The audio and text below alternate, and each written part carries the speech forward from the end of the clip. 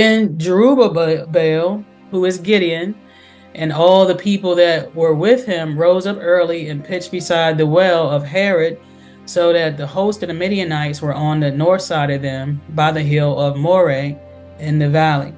So Jerubbaal, like I said, that's Gideon. Remember when he tore down the altar, the people started calling him that because they said, Baal gonna try to fight him, or Baal is contending with him. Um, and then here's the Midianites, basically all those people that, outnumbered them, so many of them, and all the some other neighboring groups, family groups or tribes, also gathered against them. It's basically that time of year where they come. Here's verse 2. And the Lord said unto Gideon, the people that are with thee are too many for me to give the Midianites into their hand, lest Israel vault themselves against me, saying, mine own hand has saved me. So here, the Lord was telling Gideon, because remember, the Spirit of the Lord came on Gideon. He blew the trumpet. People started gathering with him. Now, here's the Lord telling Gideon, like, that's too many people. That's too many people. Because if I let you go fight and win with that many people, then y'all gonna turn against me, thinking that, y'all did this all in your own strength. So here, moving on to verse 30. Verse 3. Now, therefore, go to proclaim in the ear of the people, saying, whosoever is fearful and afraid, let him return and depart early from Mount Gilead. And there returned of the people 22,000, and there remained 10,000. So when Gideon blew that trumpet, blew the horn, basically 30,000 people came. God said, that's too many. Because then y'all gonna be thinking, y'all did something. All right, and I want y'all to know, no, this is God. This is all me. So, if you're fearful and afraid, leave. Okay.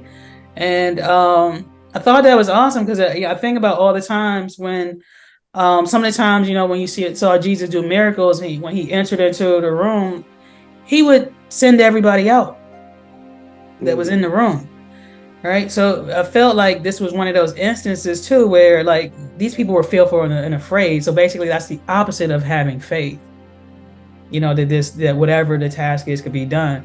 So I just looked at that as being a very similar thing to what Jesus would do. I feel like he was keeping the people that would be in faith. So if you're in this room mourning, then you're probably not in faith. So you be one of those that leave. Okay. All right. So, and not saying that all mourning is faithless, but just wanted to say that if you're in here in doubt, I'll put it that way. So verse 4. And the Lord said unto Gideon, the people are yet too many. Bring them down unto the water, and I will try them for thee there. And it shall be that of whom I say unto thee, this shall go with thee, the same shall go with thee. And of whomsoever I say unto thee, this shall not go with thee, they shall not go. So God is saying once again, it's too many people. So that 10,000 was too many. All right. And remember who they're fighting. They're fighting against the Midianites and the Amalekites and the people of the east. Right. And it was said it was so many of them, even their camels, all that. It was so many of them that it was basically without number, without count. Okay. Or they were like the locusts. So it was a lot of them. Some translations say like grasshoppers. I mean, I think you've been in Oklahoma and you've seen all those grasshoppers hopping around at certain times of the year. It's too many of them. It's too many. You're right. It's too. So here, looking at verse 5. So he brought down the people unto the water. And the Lord said unto Gideon, everyone that lappeth of the water with his tongue, as a dog lappeth, him shalt thou set by himself. Likewise, everyone that bowed down upon his knees to drink. Verse 6. And the number of them that lapped, putting their hand to their mouth, were 300 men. But all the rest of the people bowed down their knees to drink water. So here, like God gave them instructions. Okay, if they basically bring the water up to their mouth to drink, all right, then those you set to the side. If they bend down on their knees, to drink, those send them away. Okay, they bow down on their knees. So basically, Gideon wound up keeping 300 men. But you got to think about this too. Those 300 men, I don't know, I like to use this scripture, but pray and watch. Okay, so these people were on alert. Like they knew they were preparing for war. That's what I feel like with these men. That's why they're not bowing down to the war. You think about it, you bowing down to the war, and you're losing sight of all that's going on around you because you're so focused on the water, not on the task at hand. Right? So I just looked at this as being a separation. Like he kept the soldiers among them. And once again, those that are probably I would say careless in this instance, not paying attention to the details of things, he sent those on. And the Lord said unto Gideon, by the 300 men that lapped will I save you, and deliver the Midianites into thine hand, and let all the people go, every man unto his place. So once again, those 300 stayed, and they're going to fight against the Midianites. And God's already telling Gideon again right here, I'm going to deliver them into your hand. Verse 8, so the people took victuals in their hand and their trumpets, and he sent all the rest of Israel, every man unto his tent, and retained those 300 men. And the host of Midian was beneath the valley. So gave them some food, sent them home, kept the 300. And it came to pass the same night, the Lord said unto him, arise, get thee down unto the host, for I have delivered it into thine hand. So here's the Lord once again telling Gideon, this is the night right here, the same night when he sent all the people back, kept the 300. All right, get up, let's go. It's time to go to war. I'm going to deliver them into your hand. But then here, verse 10, God's still speaking. But if thou fear to go down, go thou with Phurah, thy servant, down to the host. So here, like I said, God's speaking again, telling Gideon, if you are afraid, take your servant down with you. Okay, so that's like somebody walking with you in the dark, hold my hand, go with me. All right, so here, verse 11. And thou shalt hear what they say, and afterward shall thine hands be strengthened to go down unto the host.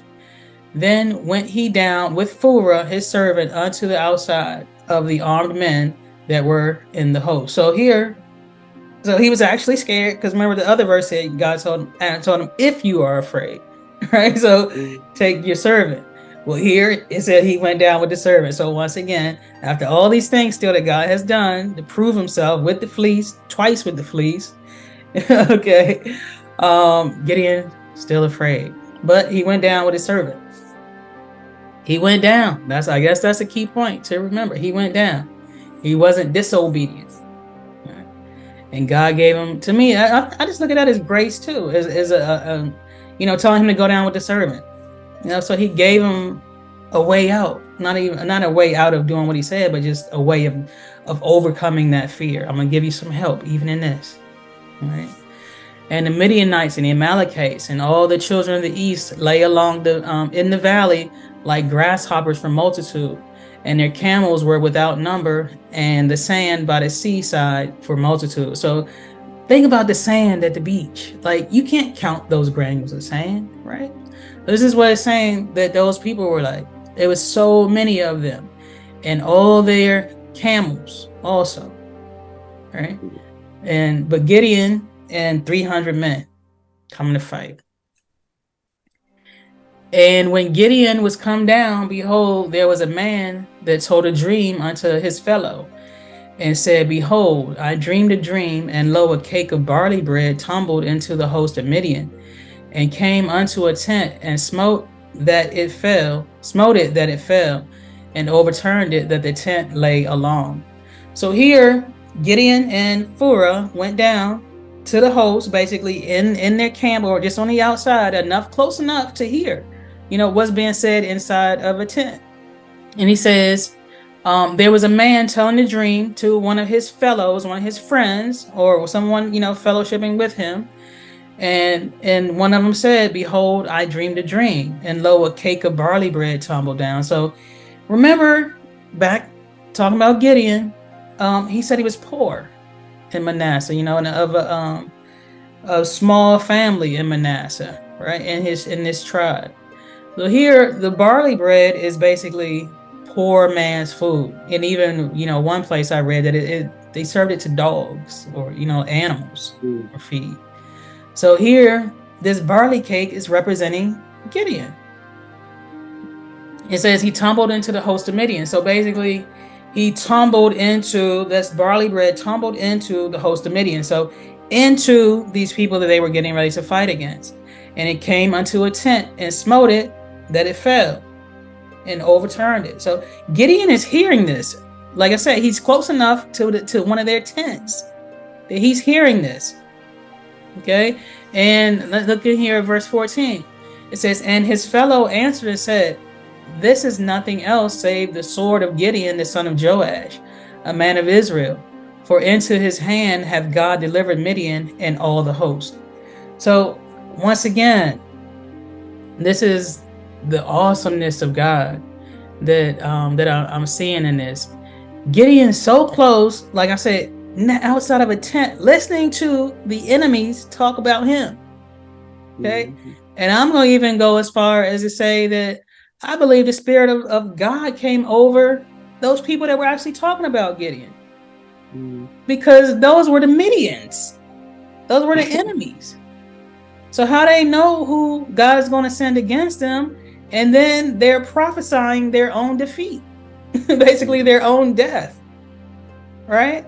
So once again, the loving kindness, the mercy of God, the strength and might of God, the power of God, the sovereignty of God. He's reigning and ruling in every situation concerning you.